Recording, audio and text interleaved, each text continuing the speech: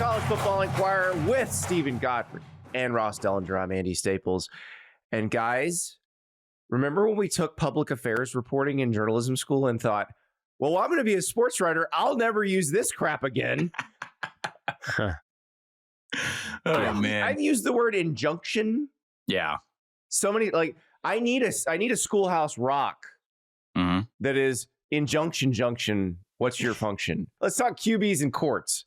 So Joey Aguilar in Tennessee, Trinidad Chambliss at Ole Miss, both of them now waiting for court hearings in state court, where if the judge, in both cases, a graduate, or well, at least holds 1 degree, in some cases 2, from the school in question, decides to grant them an injunction, then they will get to play college football in 26. If the judge decides not to grant them an injunction, they will not get to play college football in 2026, and those schools will have to figure it out. Yeah. It is the strangest kind of quarterback competition I've ever seen in my life. This year, I don't know. Do you guys know Phil Steele personally? Like, have you guys ever met him? Oh, yeah. Okay. So Andy, of course, Andy knows everybody. He's like the Jimmy Stewart. A lot of Mountain Dews consumed by Mr. Steele. So, is he a Mountain Dew drinker? I like that. Yeah. Based on his font size, that tracks. I think in this year's Phil Steele preview, we should have a list of all of the judges in the state in the depth chart. That's useful information. Yeah, that's useful. True. Like what's your highest ranking alumni in the judiciary in your state? Because that's going to matter. Like, and if you're Vanderbilt, that might be bad, right? Like, because they're all going to be Vols. Well, right. Yeah. Vandy has a good law school, right? Yeah, but they don't stay here. They go back to like New Jersey and Connecticut and stuff, you know? Like, I'm telling you, man, you need a good deep South, like John Grisham level ass, like amount of, like, you got to stack your courts. So Alabama, advantage. Ole Miss, advantage. LSU, weirdly, advantage. They have everything at that school. Yeah. But I think you get the same effect in Ohio, I would imagine. Mm-hmm. It's the states where things are split between multiple schools, where allegiances are split more, or where there are multiple law schools. Because sometimes one school has the law school and one school has the ag school. Farmers versus lawyers, Yeah, and the law it's split school in Alabama, right? Does Auburn have a law Alabama? school? Auburn have a law school? No, maybe not. See, like in Florida, I want to believe it's named after Bobby Louder. Yeah, in Florida, you've got Florida law grads, you got Miami law grads. Yeah, I believe FSU has a law school. I know FSU has a med school now, so you could get a little more split. But wait, that is. Hang on, Miami has a law school. This is not a bit. Oh, Miami has a law school. Very good one. Yes. Oh man, for everything Auburn does not have a law school. By the way, Auburn does not have a law school. I just love the idea of a Miami grad lawyer, given the general sort of culture around the history of the U. That's fantastic. That's amazing. I'm writing there's a Carl Hiaasen novel just processing in my head right now. Well, we're talking Ole Miss law and Tennessee law right now because I guess I'll start with the most recent news, which is Trinidad Chambliss, the Ole Miss quarterback, was denied the appeal of his eligibility waiver by the NCAA. He's trying to get an extra year.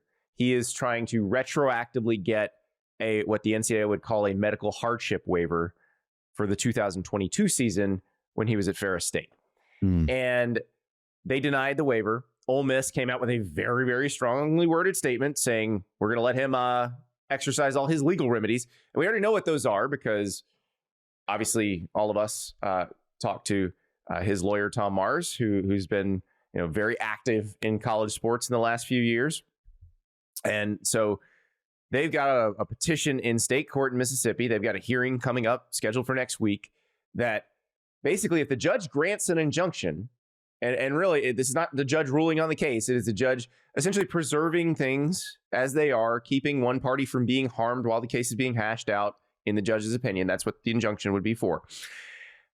I'm guessing the case does not get resolved before the end of the 26th season. So if the injunction is granted, Trinidad Chambliss is playing for Ole Miss, and if it's not, this is fantastic. Can you get Deuce Knight ready quick? Yeah, it's like the Pavia thing, right? That was similar, and the NCAA had to just, they ended up granting a blanket waiver for all of those in Pavia's current situation. Which, by the way, you can kind of go back to that case. For all of the start of all this. And yes. I recall it was like 3 or 4 days before Christmas in December of 2024 when the NCAA, a week after the Pavia injunction, they decided to grant that blanket waiver. And I remember getting texts from people that this is not going to end well, and that this could open the door. But they had no chance in that case, and so I understand. So I'll explain. Let's explain the differences between Trinidad Chambliss's case, Diego Pavia's case that he won last year, the case is still pending, but that he got the injunction for last year. He kneeled and it Joey out. Aguilar at Tennessee. Aguilar's case is the most similar to Pavia. Most similar, but not completely similar, and I'll explain why. So Diego Pavia's case, all Diego Pavia wanted was his JUCO year in 2020 to be treated the same way someone playing in the NCAA was treated in 2020. Remember, they got a blanket free year. It's like, hey, thanks for playing this year and keeping us all financially afloat. This year doesn't count against your eligibility. Yes. So that, like, if you played at Vanderbilt, or if you played at Ferris State, or if you played at Monmouth, you got a blanket year. If you played in JUCO, you didn't. Let me insert something in any context. We might have younger listeners or people who aren't familiar. That was given by the NCAA because a lot of players were opting out because of health. Like Kenneth Gainwell, the running back at Memphis, is the one that came to mind because he, I think he's in the pros now. He's still playing. A lot of players were saying like, "Hey, I don't know what the safety issue here is. I also don't know. Am I going to play? And is my team going to play 5 games this season?" Yeah. So in the court of just rational thought, it would feel like for a player to then go from JUCO into the NCAA that retroactively that would apply. Like that one feels less. And that's why they did the blanket waiver, because they knew they had no leg to stand on in that one. Right. But what's different in Joey Aguilar's case is he was not at JUCO in 2020. He was at JUCO in 2021. And so there's not that distinction between how JUCO players were treated and how NCAA players were treated. What Joey Aguilar, the Tennessee quarterback, who Tennessee would very much like to start this year, what he is arguing in court, and he just got granted a temporary restraining order pending a hearing next week. He said, basically, my JUCO year does not count. The NCAA can count NCAA years, but it should not count JUCO years against eligibility. Now, they always have counted JUCO years against eligibility. Yes. But they're saying you can't do that. And so the judge, in granting the TRO, wrote, plaintiff's case feels likely to succeed on its merits, which is a little preview of the injunction hearing. Yeah, and we've seen several of those individual lawsuits from other players asking a judge the same thing. Like, don't count my JUCO years. In fact, there were the Patterson case, which just would have 5. I think most members of the Vanderbilt football team were asking a judge not to count their, I believe, some of this all runs together, but not to count their JUCO years. And the judge actually ruled in favor of the NCAA. And we've seen a lot of judges rule in favor of the NCAA on some of these. There's been, give you a breakdown. There's been 55 eligibility lawsuits filed against the NCAA in the last year since Pavia's case. 55. 26 have been going the way of the player, or I'm sorry, going the way of the NCAA. They've been denied a preliminary injunction. 10 have been granted, and so the judge ruled in favor of the player.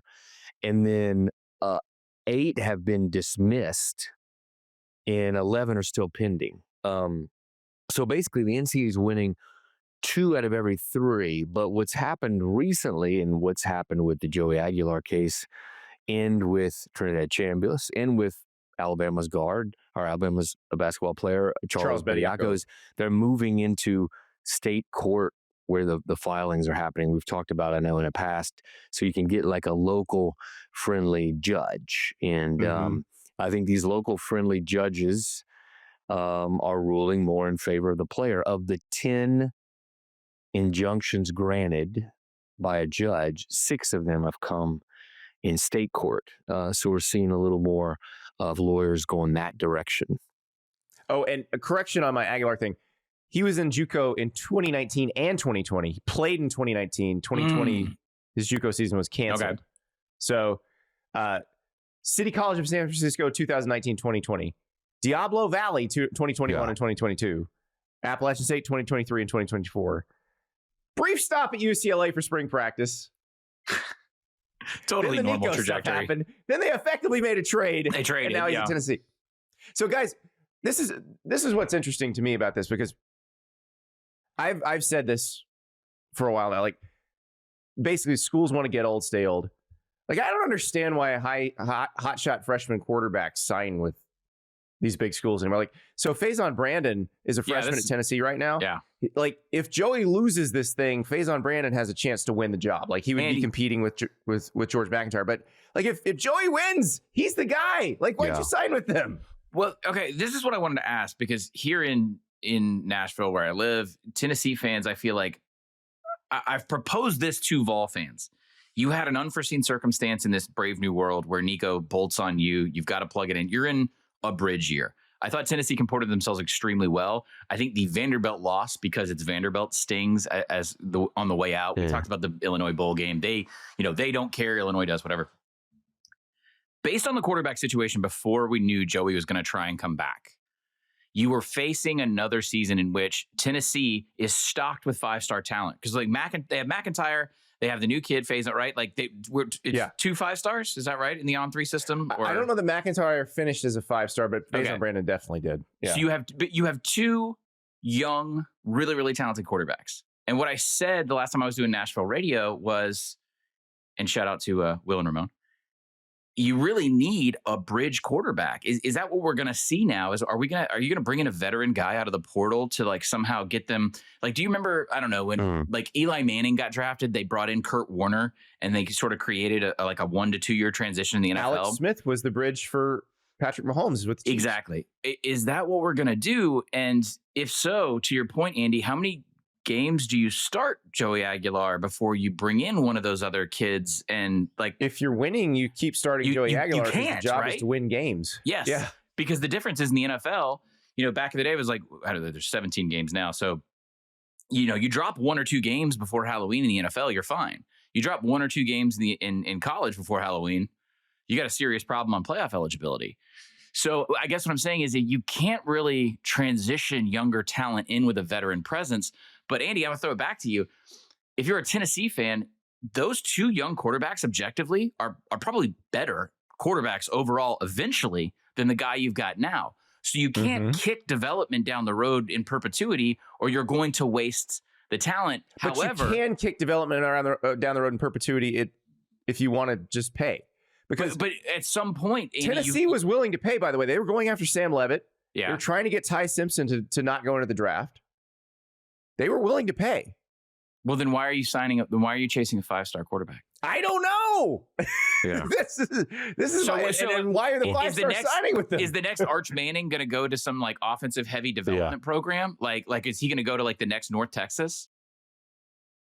Yeah, I mean this is a good kind of angle. Like, are we going to see the 5 and even 4-star sort of quarterbacks start to decide to go to the lower levels, fearing that if they go to some powerhouse program that they're going to be recruited over in the portal? I mean, we've seen it happen quite a bit. I mean, how about Miami's situation? They've had they've had a backup quarterback on staff there that I think a lot of coaches on staff sort of liked, and he thought he was going to get his chance, and now he's not. So I don't know why these quarterbacks would go, except for the money, of course, to these powerhouse programs. And I wonder if we're going to see more of them go to like a North Texas, or maybe even like not to the G6 level, maybe even to an Arkansas instead of signing with somebody else. Well, we're kind of seeing it with the Vanderbilt situation. Yeah. So Jared Curtis was going to Georgia. He was the number 1 quarterback recruit in the 26 class. He was going to Georgia, and then he flipped to Vanderbilt. Well, he flipped to Vanderbilt shortly after Diego Pavia said he was not coming back to Vanderbilt. And you don't take Jared Curtis. I'm assuming Jared Curtis is going to make significantly more at Vanderbilt because he's the presumed starter than he would have made at Georgia, where he'd be the presumed backup. So you don't do that unless you think you're going to start that guy. We're just seeing an increasing or a decreasing window of patience with development. But even at the highest level, Texas had offensive line problems this year, right? But they also had to get a premier legacy name quarterback reps. He had to play full games. He had to be involved for every snap on offense. Quinn Ewers should have come back, everybody. But so if I'm Arch Manning in 2027, am I just like, well, I'll go to South Florida for 2 years and then bounce? Like, I'm genuinely asking. Like, Lincoln Riley is famously a quarterback I think that whisperer. might be the smarter move. I think that might be the smarter move, because if you go to one of those places where you're an elite quarterback recruit, they are probably going to pay you a decent amount of money, about the same as you'd make as a backup at a top program. And you might start. And if you do start and you're good, the next year you're making $5 million somewhere. Walk that paradigm out, because here's what we're talking about. We're taking the highest end of high school talent in America, which is traditionally signed with the legacy helmet schools. We are sending them essentially to the group of 5 or elsewhere. And then potentially the player agent, dynamic is going to walk into a South Florida or a Memphis or somewhere and say, get me good immediately. And I am going to walk in 1 year. And then we're going to essentially reopen the recruiting process. And there will be a coach who says, a group of 5 level coach who says, I'm happy to do that. Yes. Yeah. And so we're essentially creating a middle JUCO. A new farm system. Yes. Yeah. It's a farm. Yeah. I mean, I was told a story about a coach who was in the group of 5 who offered to nearby Power 5 schools or Power 4 schools, just let me be your farm system. You tell me who you want me to take, and I'll develop them, and you can take. And it was turned down. It would have been a great idea. What's funny is, like, I think it was 2 years ago, or it was right before Kane Womack went to Alabama as the co-DC, when he was still at the University of South Alabama. He was talking about how they would burn visits at South Al on 5-star talent that was in the Mobile area. So they were committed to LSU or Alabama or somewhere like that. Yeah. Because they were strategizing to catch them on the way down. If there was an issue, they wanted to transfer home in the old system. Bounce backs. It's sort of it's almost modifying that philosophy now to catch them on the way up. Yeah. Yeah. But is an Arch Manning going to do this? Not Arch Manning specifically. Arch Manning doesn't have to do this. I think we use a different. Jared Curtis did this. Well, Vanderbilt is not a place that signs 5-star quarterbacks. Yeah. He flipped from Georgia, which does sign 5-star quarterbacks, so he could start at Vanderbilt. So maybe it's a lower tier power school, or are you just using Vanderbilt as a one of one example? That just happened. It's real life. It happened. Yeah, but here's the difference. They're a member of the same conference as these other schools that we're talking about, and they are talking about investing in him as a 3-year strategy, 4-year strategy. They are not expecting him to develop and then be like, hey, that's where the agents are going to want to park those players, because I don't think you go into it wanting to transfer. I think you go into it wanting it to work out where you are. And so if you do that at an SEC or a Big Ten school that does not traditionally sign those types of quarterbacks, your guy may be the one who makes them that type of school. All right, next question. What if, one, you do have to put skill position players, offensive lines around these kids to develop? Are we going to get into such a microwave mindset that if after 1 year the stat line doesn't look as good as someone thinks it should, then is that kid, is he a failure? Is he considered to just not have it? Yes. This scares me because there are a lot of great quarterbacks in college and pro history that have a longer lead time in development. And we are essentially eliminating that because of our own impatience as a consumer base. It's not even consumer base. It's not the consumer at all. It's the coaches who have to win. Like, I was doing homework but why do the coaches have to win? Because we're saying make the playoff every year or you're on the hot seat. Yeah, the pressure from the fan base. We've said that every year since time began, not just the playoff, but the job's to win. Yeah, but the job now, to go back to Tennessee for a second, Andy, this is what I've been proposing locally, is like, are you guys okay if you miss the playoff again? Because you are developing a 5-star quarterback. I'm sure and they're not, Andy. Oh, no, they're crazier than 4 foot up a bull's ass. Like, they're so intense. They're like, they think this past year was a bad job. You lost your star quarterback before the season started in this incredibly unique circumstance. Your star cornerback never played a game either. And think about what you rolled over guys like James Pierce to the NFL. they still played really well. If this year Tennessee were to come out, if Josh Heupel comes out and says, we're going to go with one of those two kids, Faison or McIntyre, whatever, it doesn't matter. They had a camp battle. We're going to go. I'm going to put a young kid in to the SEC right away. I think Tennessee has Georgia Tech early in the schedule. Like they have a pretty substantial slate, as everybody does now, right? Around. Yeah. And we're probably going to drop 2 games before Halloween, and we're going to be like a fringe case at best to make the playoff. At the end of the year, if they have the same record, everyone's going to want Heupel's head on a pike, even though he's developing a potential 5-star Heisman caliber quarterback for 2027 or 2028. But even before this era really fully blossomed, I will tell you, and you know this from living where you live, there were lots of Tennessee fans who did not understand why he didn't bench Joe Milton in the middle of the 2023 season and start Nico. Yeah. So that's just how this works and Joe how Milton. it's always worked. Like last year, Uncle Rico. if Aguilar loses, this court case, last year we saw Tennessee go out and get Aguilar in the spring. Well, there's no spring portal. But you wonder if there will end up being a quote spring portal and unenroll and then enroll at the school. I'm anticipating. And remember, why did happen. Tennessee have to get Aguilar? Because their incumbent starting quarterback left. Yeah, right. Contract dispute. Yeah. It's almost like we need to put some guardrails up in a larger sort of central governance way and maybe just treat these kids like the employees they are. But I don't want to ruin the academic experience for anybody. No, don't do that. They're all going to class. Well, it's gonna be very interesting, and you're gonna see a lot of weird stories. And so I'm gonna be talking to Brett Bielema on my On 3 show, and I was doing some research on Caton Hauser, who's the quarterback that they signed out of East Carolina.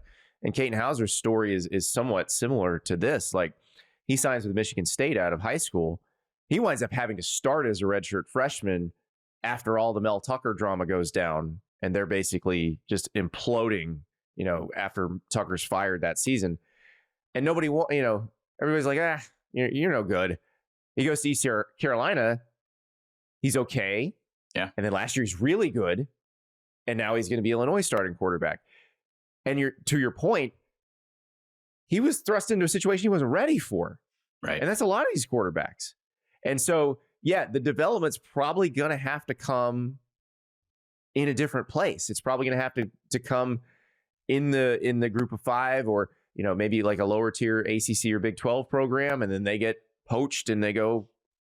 Look, they get paid more.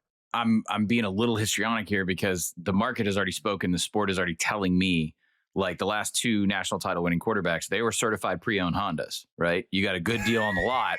And then you were like, I think like if you scrub this bad boy, like this is a good Will family Howard vehicle. is a certified pre-owned Honda. Dude, that's a Honda Pilot ass quarterback. Let's be honest.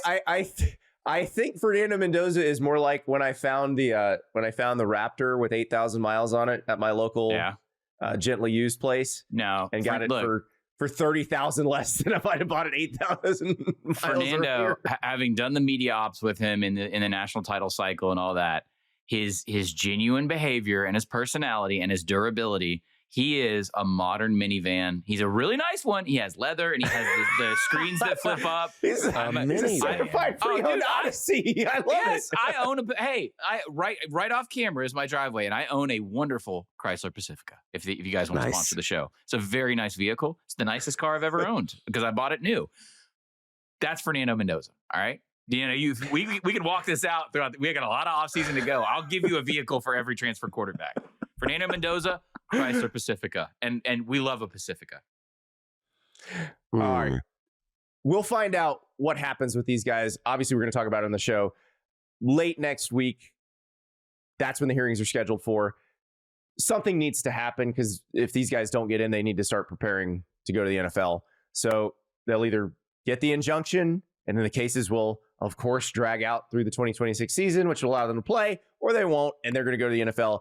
And their schools will be scrambling to get younger quarterbacks ready. We will find out what happens. One thing we do know is when the college football playoff games will be played for the 2026 season, and they are going to be played deep into 2027. We'll talk about it when we come back. We're back at the College Football Enquirer, and a reminder, you can watch us on your television. Turn on that TV, that smart TV. Look on the home screen. You'll see the Yahoo Sports Network. Click on that. You get all of the beautiful shows from the Yahoo Sports Network. Or if you're on your laptop, your phone, your tablet, you name it, go to yahoosports.tv and you can watch us 24/7, 365. Now, there are only certain dates you can watch the college football playoff games, and now we know what those days are for 2026. They announced it this week. So no more New Year's Eve. Wednesday, Hallelujah. December 30th. Yeah. For your Fiesta Bowl, and then they take a night off, and then you get a wall-to-wall Friday with the Cotton Bowl, the Peach Bowl, and the Rose Bowl. It's easy to cover It's easy to cover two games then, right? We could cover the Wednesday game, Andy. You got a whole day to travel to get to another game on Friday. Obviously, New Year's Eve this year falls on a Thursday, and they're trying to avoid the Thursday night NFL game, as they have with these playing dates for the last few years. Just they kind of go out of their way to avoid getting matched up with the NFL. And this, the way the calendar fell this coming year, means that we have a Wednesday playoff game a day before New Year's Eve. So the New Year's Day lineup, Andy, can you do it sequentially, like by order? Is Cotton's in the morning and then Sugar would be in the evening? No, that's usually Sugar how is it a is. semifinal game. So Cotton, that's right. That's right. Peach Bowl and Rose Bowl. I'm assuming Rose Bowl will be in the middle in its traditional time slot. Yeah. Ross, you're lazy if you can't do the Cotton in the morning and then go to DFW and get to. Well, you can't fly. Can you fly directly into Pasadena? I do three? Can I do three? You could theoretically do two games that day. You could hit the Peach Bowl. Now, you'd have to leave pretty quickly. Yeah. But there will probably be a flight between Atlanta and DFW or vice versa. I can't remember. We don't know which one's first. Yeah, so, helicopter might be necessary in some of these cities. Yeah, let me just take Yahoo One. Let's go, Ross. Come on. Yeah. But the question is, does the TV work on the plane so you can watch the Rose Bowl? Because if not, the whole plan is messed up. So all those games, January 1st, Friday. The first semifinal is not until January 14th. God. Yeah, that's Thursday, January 14th. That's a real. And then January 15th would be your Sugar Bowl. That really set fire to a lot of people and a lot of coaches when they saw that come out, because, of course, normal schools are a week in. Some places are probably 10 days in to their spring semester. And then you have the portal around going on, well, allegedly for right now. You have the portal around that time too. It's just too long, right? And the championship game is what, 23rd, 24th? 25th in Vegas, boys. I mean, what are we doing? So we've gotten, and we talked about this before, maybe about the calendar changes coming. And one of the ideas is to make week 0, week 1, right? Shift up the whole regular season and shift everything by a week. But I'll remind everybody there are 2 reasons that that's an issue, because you move the semifinals from in this case, from the second week of January, and you move them to New Year's Day. Instead of having 4 quarterfinal bowls on New Year's Day, you'd have 2 semifinals, and the bowls don't like that. And TV doesn't like that. Nobody cares what the Bulls think. I can't do this because I can't avoid. There's too much profanity. Andy, handle it. I'm gonna have a seizure. Nobody cares what TV doesn't like it either. The Bulls don't matter. Yeah, because they want matter. 3 games. They want 3 games on New Year's Day at least, and not 2. Put the Citrus Bowl on New Year's Day. I can't do this because I do it too often on the show, and I don't want it to become tropey. But I've already screamed about all this stuff, and because then Ross will very soberly, like a good reporter, recite why this is the problem. And then we start screaming about bull interference. This is where I'm at. When I got the press release in the email, I scanned it really fast and went, "Oh God, they finally have figured out that nobody really wants to do this on New Year's Eve." And then I paused and I saw Wednesday, December 30th, and I went, "Oh my God, they're only doing this because they're hiding from the NFL." Can I bring something up, because this has actually been in the news this week? Yeah. Remember what transaction got government approval this week? Maybe ESPN having a stake of itself bought. Sorry. There's a lot of jokes by the NFL. Our producer didn't want me to make when you set that up, so I just stayed quiet. Yeah, so ESPN sort of absorbs the NFL network, gets Red Zone, all that stuff. Yeah. The NFL gets an equity stake in ESPN. Yeah. So Really going to help. The NFL is now part owner of the college football playoff rights. Yeah. That's ESPN's editorial objectivity. It just looks better than ever, honestly. We'll have the journalism discussion next segment. But would it not behoove the NFL as a co-owner of the CFP rights to play ball with college football on this thing and try to figure out a way to maximize viewership, right? Between the NFL games and the CFP. He claimed in a press conference this week, I believe, Roger Goodell, that he would play ball. If they needed help, we're here to help. Look, and we're here to help because we have a financial stake in it now. Look, but college sports has asked for help from them for a while now, and not necessarily gotten it. All they've gotten and is more games on their traditional college days. It didn't make them any money. Now it does. Quick self promo. When we did Who Killed College Football, the miniseries, we did, each episode was a suspect. We did an entire episode on the NFL's tactical avoidance of any involvement in their free minor league system of college football over the decades. It is hilariously glaring. Like, the NFL will olay out of anything to do with college football because they don't want any sort of connection. In fact, Andy, what you bring up may be the most official sort of tie that these entities have ever had together. However, it might be, I can't believe I'm saying this, it might be a good thing because Darth Vader makes a lot of good points, man. Like, Roger Goodell Roger Goodell and the NFL lead the entire world of sports in efficient and smart scheduling. Like, the way they lay their entire year out, not just their football games. So it would behoove college football to get its unorganized ass over to, I was going to do the address in Manhattan, the offices, and just say, hey guys, could we somehow integrate this so we don't have this janked up playoff? It would be great. Now, the conspiracy theories are going to be incredible because it is the NFL owning an equity stake in ESPN. I mean, which that's does already not there. have any Big Ten broadcast rights. That's awesome. I love it. Oh man, I'm excited already. Does the NFL work with all the networks that televise Big Ten games? Yes, they do. Yes, they do. Yeah, very much so. But I don't know if that dog will hunt as aggressively, Andy. I think it's just going to be more. Listen, I have the utmost faith in the tinfoil hat message boarders to make this into something. But I do think the NFL having a financial stake in the success of the college football playoff television product might result in some more cooperative scheduling. If there is an NFL conspiracy, then I mean, maybe that'll finally help the SEC win a national championship. Burn. You felt where I was going with that. I appreciate that. Belt high, baby. So Andy, what would the NFL do? What are the if you're Goodell and you're trying to help right now? I doubleheader. I doubleheader some things, like strategically doubleheader some stuff. I think this could also have one leading into the other. Yeah. Mm-hmm. And I think this could help tremendously on, like Ross, you mentioned earlier about is 0 going to become 1? How are we going to transition into football season? If those parties would sit down, the problem is you just don't have who represents college football in this equation. That the biggest problem is, Ross, if you were to report on this, hey, NFL has a league office. It's going to be these individuals. What individual the CFP board of managers from this flotilla of idiot pirates that is college football is going to show up and be like, yes, sir, on behalf of this confederation of idiocy, we would love to work with you.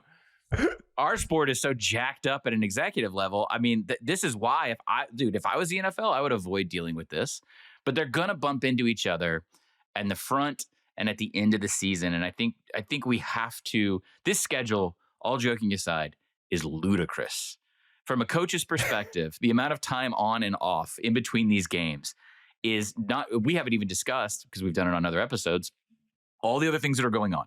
The portal, coaching staff changes, all, hire, fire, all that kind of stuff. This eventually will have to come to a head. This is where I agree with the trads that we really just need to work on. New Year's Day is probably never going to work for an ultimate like championship game weekend, like, doing it in Pasadena, like we've joked, but we do have to claw it back. And eventually we're going to have to kill the conference championship game. Yeah. They're on the way to dying. It's just kind of a matter of when, not if in in its place will probably be some kind of play-in round, or you take that week off and move the whole playoff schedule up a week. I mean, that's the most likely scenario. Our buddy Brett McMurphy posted this. TJ had reminded me about it. NFL playoffs, 13 games are played over 30 days. College football playoffs, 11 games played over 39 days. Over 79 days. Yeah, that's what it feels like. It's getting to a like new year and a new semester. It's like, you know how the NBA playoffs run for like 60 days? It's getting to feel like that. It really is.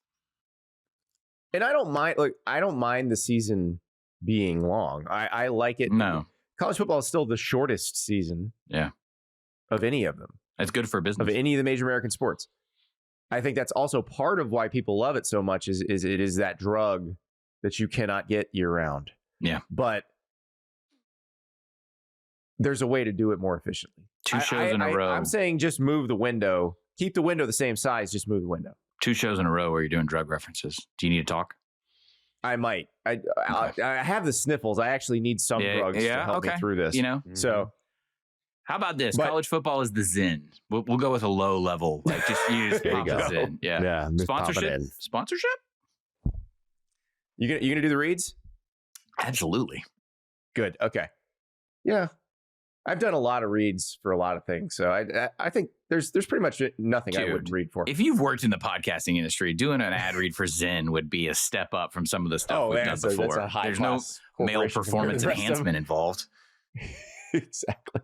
All right. Derail the show. Speaking of enhancements, I am going to enhance the week 1 schedule that we criticized thoroughly on the last episode. I was given a homework assignment to figure out how to get the Oklahoma-Michigan game into week 1. I think I figured it out. Be right back. We are back at the College Football Enquirer, and if you listen to Tuesday's episode, you know that week 1 in 2026 is, well, we should respell it WEAK 1 because got him. The level of games, not great, Bob. No. The quality of games is not good. And we were trying to figure out what's the big noon kickoff game? What's Fox's big noon game on week 1? And Boise State, Oregon is probably the most interesting matchup involving a Big 10 or a Big 12 team, which is what Fox has to choose from. But that one, Oregon's not going to let you kick off at 9 a.m. local. I think there's probably other West Coast teams that would. I don't think Oregon's going to do that. So I'll go with what Fox has done in past years, and it's like, okay, we'll default to Ohio State and whoever they're playing because Ohio State fans come in mass no matter what. Yep. Ball State, Ohio State. That's your big noon game right now. We can't have that. We cannot have that. There is, however, a very good non-conference game emanating from a Big Ten stadium in week 2, and that would be Oklahoma going to Michigan. We got to get that in week 1. That's your big noon game in week 1. All right. We got, and you guys assigned me homework of figure out how to do it. And now, in most years, this would have been like a jigsaw, like a saw level jigsaw puzzle, trying to figure out how to move this, and I got to move this, and I got to move this, and I got to move this. But the SEC going to 9 conference games, among other things, a lot of conference realignment has helped this process just a little bit. There's actually 2 fairly easy ways to do this, to move this Oklahoma-Michigan game to week 1. So for those who haven't studied the schedules, Oklahoma is playing UTEP in week 1. Michigan is playing Western Michigan in week 1. So here's what you do. Right now, if you want to do it the really easy way, and I don't have to move a bunch of games around. I don't have to be calling 18 schools to make this happen. The MAC has not put out its conference schedule and isn't supposed to until the beginning of next month. The Mountain West, to which UTEP is moving, also has not put out its conference schedule. So I just call the Mountain West and the MAC and be like, hey, Oklahoma and the SEC say they will give your team some bye games. if you can give UTEP a bye on October 3rd, that would be Oklahoma's current bye week. What am I offering the Mountain West and the MAC? Like we're going to give you more SEC homecoming teams games? will pay your teams to come loose to them. Okay. Who are we trotting out? Is it going to be the teams involved? Like, are we going to make Oklahoma sign a Mountain West team? Or? We'll say, oh, hey, Tennessee, Georgia, and Arkansas. Next spot you got, it goes to UTEP. But they want those games anyway. They want some body bag games anyway. But we're trying to help Fox. Why would we do the SEC? We're trying to help Oklahoma. We want to make Oklahoma the most viewed team that week. So we're thinking the long game here. Oklahoma's going to ask Tennessee for a favor. It's not an ask. Okay, all right. That usually goes do it. Well. Keep going. Or Oklahoma can just say, "Hey, we'll sign UTEP up for 2 more games." I think that's really all you need to say. Yeah, Oklahoma, I feel like that. Yeah, that's probably the solution. Yeah. Okay. So you got to give UTEP a bye on October 3rd in conference play, and that way UTEP can go play in Norman that week. I'm sure that can be arranged. Yes. That would be easier than asking Danny White for a favor. Now, the easier one is the Big Ten and Fox. Fox will say Big Ten and Big 12 teams. Yeah. Will sign up Western Michigan for 2 body bag games down the road. If you, the MAC, will just move Western Michigan's bye to October 10th or place Western Michigan's bye on October 10th. That way they can play in Ann Arbor on October 10th. Okay. Now, Oklahoma and Michigan may have a problem with this because now their bye is in week 2 and they just have a slog the rest of the way. So they may not like that. But no Oklahoma second bye. plays UTEP in the middle of its SEC schedule. Michigan plays Western Michigan. It's not the same as having to play an SEC or Big Ten opponent in that week. We don't have 2 buys in the season this year? I thought there were 2 buys next year, no? Only if you play in week 0. And I did think about that. I looked at Hawaii's schedule, which, by the way, not complete because we don't have a Mountain West schedule. But I did because if you play against Hawaii, whether it's home or away, you do have the opportunity to play in week 0. So you could schedule a game there. The other option, which I actually think is the one they would do, is UTEP in week 2 plays Texas Southern. Western Michigan in week 2 plays Monmouth. So they've got their bye games. They've got, reached down a level and they're paying somebody to come play them. Yeah. Mm-hmm. You buy out the Texas Southern UTEP game and you buy out the Monmouth Western Michigan game. You offer Texas Southern and Monmouth, you like, hey, we'll fly Texas Southern to Jersey. We'll fly Monmouth to Houston. Mm-hmm. You guys can play each other in week 2. You move Oklahoma, UTEP to week 2. You move Western Michigan to week 2. Yes. Boom. Oklahoma, like that. Michigan's in week 1. I think that's the one they do. I think that's the one. Yeah, I think so. You did it, Andy. Yep. You did it. And also they need the money. So, yeah. They do need the money. And I think that's one of those where I don't think Texas Southern, it's one thing when these teams go and play like Texas or they go play Texas A&M. I don't think them missing out on the UTEP experience is going to derail their season. Yeah. Yeah. So no, I definitely like door number 2 because the buy in week 2 is, I feel like one of those coaching staffs would probably throw up their hands and say no. Both coaching staffs would be like, nope, we're not doing that. Non-starter. We think because momentum is such a much more of a tangible concept with college rosters. You would go from summer camp, major game week 1, off week 2, and then you're probably moving straight into conference play. They wouldn't want that. I think getting the G5 game in week 2 would be like the ideal circumstance. Yeah. So sorry, Texas Southern and Monmouth, but listen, if you fly Monmouth to Texas Southern, there's so many good play. Like you have Blood Brothers Barbecue cater your team dinner Friday night. You gotta go to the food. You said it this way. Incentive of the food. There's so many good options. And look, Fox is footing the bill, so run it up. Yeah, right. What if Fox was could somehow air some of their content or something like that? This is where that's the other thing I was thinking with the FCS school. This is where, because I have homework too from our producer TJ to create more televised events and sort of the college football calendar as like a culture. We talked about because we don't have signing day anymore. That was yesterday. No one cared. Yeah.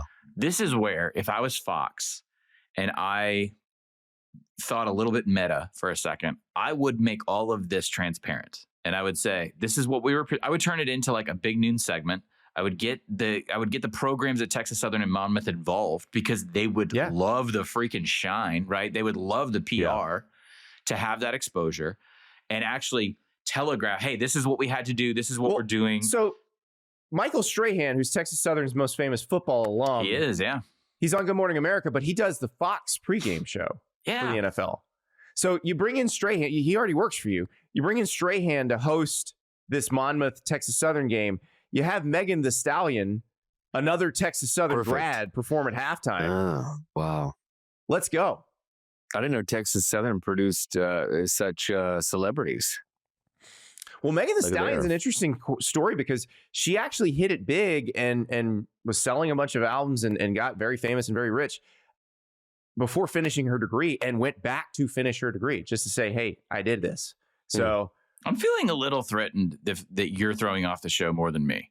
And I mean, like, I'm taking this as a challenge. This is legitimate. I'm giving Fox alternative programming ideas to help make this happen. Some of them, they may be listening. We may end up having this happen, and it all goes back to the pod, you know? Because remember, Andy's you're losing your big noon game week 2. Like, what are they going to do there? Like, I guess we pull it up real fast. That's the part I didn't look at is now where do they go to? Iowa State is always week 2. You could always go there. You could always they did it last year. One. You're just right. Go to Alaska and just do that. Yeah.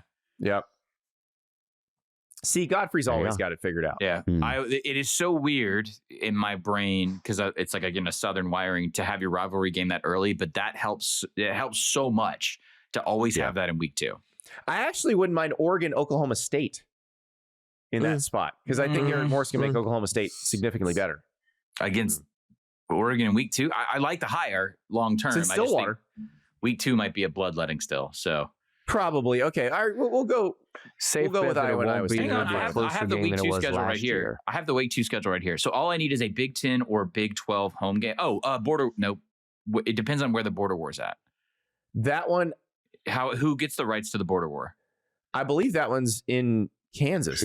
That one's in Lawrence this year, I think. So you could do that. You can play that one. While that may not feel prestigious on a national level, I don't know if y'all have ever rubbed up against or covered like when those two fan bases are around each other. That gets Egg Bowl level stupid. It's pretty nasty. And they've been fun games. Like the last one they played was a fun game. It was a really good game. Yeah. You have a lot of interesting Missouri candidates. Came back. Yeah, it was a good game. Yeah. So you have a lot of interesting candidates. A&M and Arizona State. I don't know where that game's at. That one may be in College Station, so we can't do that one. Let me make sure the border war is not the border war is in Lawrence. Okay, so do that or El Assico. Do either one. Okay, we have solved Fox's problems for the first 2 weeks of the season. You're welcome. Yeah. You're welcome, Fox. Are we going to get anything get this for this? From any pod? Why are we doing? Eric Shanks and Jordan Bizan are like, these idiots. Why are we doing this for free? This stuff works. Why are we doing this for free? We need to send an invoice to Fox. Consultants. Oh, there we go. Keep it in. Fox. What's the difference? God. Not much. Trust me. Yeah. Not much. Before we go, guys, I do want to, because of the industry we work in, I wouldn't mind talking to you guys a little bit about what happened at the Washington Post. And I think that's probably something a lot of the people who listen to the show would be interested in. Godfrey, you obviously were writing columns at the Washington Post, but they eliminated their sports department, which for those of us in the industry, like if you went back 20 years and said, the Washington Post is going to stop having a sports department in 2026, it would have been just, heads exploding. But yeah, that's where we are. That's where we're at. So, Ross, I know you have a lot of friends. I mean, because you live in DC that had jobs and now they don't. Yeah. I was with a few of them this past weekend, actually on a trip. And it really sucks. And like Andy said, to just lose an entire department is hard to believe at a outlet that's been so important for political reasons. Yeah, everybody always goes back to the Post for political reasons, but they had some of the greatest writers and reporters on their sports staff as well. So the whole thing is just sad and sort of indicative of place that, the scary place that journalism is in. It has been in for the last 15, 20 years. Yeah, and we had multiple arguments break out on social media about why this happened and all this. And, I don't get as fired up about it as I used to, other than being sad for the very talented people who lost their jobs. Yeah. Because I do understand the economic realities of it. And, it's hard because I look at my own career and I thought that I would work for a newspaper my entire life when I got out of college. And I thought I'd be a high school reporter and then maybe a beat writer. And then maybe someday I could be a columnist. And that felt like a great career. And then all of that really changed. The second paper I worked for, the Tampa Tribune, went out of business not long after I left. Not because I left, but because it was headed that way. Unfortunately, the market for writing really good stories is not what it used to be. Yeah. That's why I do a lot of shows. Yeah. That's why I used to write a lot of stories. Yeah. And I still write stories, but the type of stories I wrote at Sports Illustrated, the market for that is pretty thin right now. Mm-hmm. So as far as college goes, myself and Chuck Culpepper were the last bylines for college football in the Post. So I was with the Washington Post at the national championship game that we just covered. And that feels, I haven't really processed this yet. I know that I have, much like Mr. Staples, been angry for so long. And it's, the way that the market has shifted has kind of defined my career when I started as a professional, as it has all of ours, really. But I am not going to curse the dark right now. I shine a light and just say that, I spent 9 years of my youth, my formative years, in the DC suburbs, and the Washington Post it felt unattainable when I went to journalism school. Like, it was so important. It was really I remember it would show up at our house and it was like this thick. It was amazing. Like the Sunday Washington Post. And I would read every section, style, politics, everything. And it felt so important. And to get the opportunity, I'm really cynical about our industry, and I don't hold a lot of sacred cows. And I am usually the one yelling at our colleagues to not be nostalgic or sentimental, because you have to survive. You have to keep going and reinvent yourself. But, for a tiny instant, I do have this kind of pang where I was like, oh yeah, I wrote for the Washington Post. The problem is now it's that I wrote for the Washington Post. And past that, I haven't really formed a lot of thoughts on it yet. My thoughts are just with my colleagues. So, I was a columnist. I would just contribute a column. That's it. It was not my job. I'm here at Yahoo. I run a production company. I do a lot of other things. So I am in the gratitude phase of the loss, where I'm really happy to say that, yeah, I wrote for the Washington Post. That means something to me. Yeah. And the people who were in that department, and there's so many talented people. Like Rick Mace is at the Olympics right now. Like, I remember meeting Rick Mace when he went to the Orlando Sentinel in his 20s. He was coming from the Albuquerque Journal, and you would read his stuff that early, and you're like, oh my God, I'll never be able to write as well as this guy. And they had so many people like that. And Tashawn Reed, who I worked with at the Athletic, had just left the Athletic to be the Commanders writer there. And it's just, it sucks. And so, yeah, thinking about you guys today, and what happens next, the three of us, we've had to change a lot as we've gone through our careers, and we're going to have to keep on changing.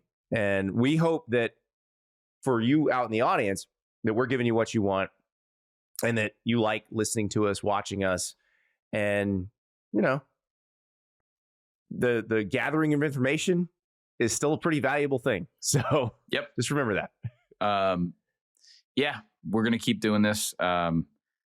We've had to evolve a lot. I don't want to belabor this point, but I will say this: if you're listening or watching this, support media, support what you like. You have to put money down, like any other transaction for any other quality product. Put your money where your interest is. I know, this show is free, but a lot of them aren't. I run an entire production company and a big part of what we do is subscription based. Phantomisland.show. Support good media support. And also, it's getting harder and harder to do investigative work. We have the thing that scares me is not people like us. It's that those long form investigative pieces take a long time, and it requires a level of economic support that's not available right now because we've devolved into this billionaire class of sort of instant gratification, and that's what scares me the most. So support good journalism. And that's like we talk about sports. Local news matters a lot. And there's not a lot of people willing to pay for it right now. And it's whether it's your kid's high school team getting covered, or like Godfrey was talking about, doing investigations that may root out corruption in your city hall or in your county government. Like that's the thing that matters. That's what makes it important to your life. And that's been the most sort of baffling part of the Post cuts is they're cutting a lot of local reporters. And even on the news side, we have friends here that one of them on the Metro desk got cut, and she covers like local education. It's kind of important, right? Very important. And it's just they seem to want to do much more only national type reporting, and it just doesn't make any sense to me at all. Leaving dry local reporting and local news. So, well, I want to spin this positive for a second, Andy. Yeah, go ahead. I keep this on my desk all the time. So I only put stickers on this water bottle that are journalism entities that are subscription based. So the Nashville Banner, where I live, they realized a couple years ago, hey, no one's sitting at the courts. No one's going and checking the docket. So support nonprofit journalism. If you're I know in the DMV, the Baltimore Banner does a great job. Look, you got to find it. You got to pay for it, guys. Like, it's all over. My friend David at Foya Ball, like, who just basically files Foyas in college football and tries to bring some of this to light. You got to pay for your local journalism if you want to keep it around. Well, there's a market now, and it's interesting because this is the cycle, and this is where I got cynical yesterday.